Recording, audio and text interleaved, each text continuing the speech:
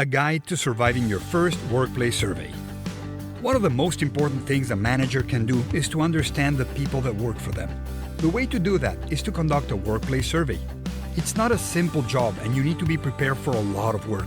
This short video is going to help you survive your first workplace survey. When thinking about your first survey, you need to ask yourself these questions. Who should answer the survey? What should be asked?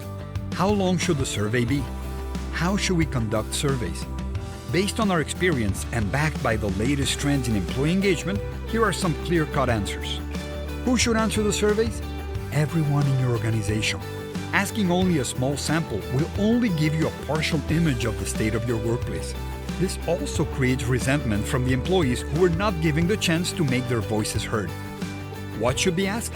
You should definitely ask questions about the following topics: camaraderie, identity, fairness, credibility, performance, culture, respect, work-life balance, collaboration, innovation, quality, learning and development, and recognition. How long should the surveys be? No longer than 10 questions. Long annual surveys with over 60 questions tend to create survey fatigue and respondents don't answer them properly. How often should you conduct surveys? Short weekly micro-surveys are far more effective and useful than annual or even quarterly ones, as they provide an ever-changing picture of the climate as different dynamics of daily life affect it.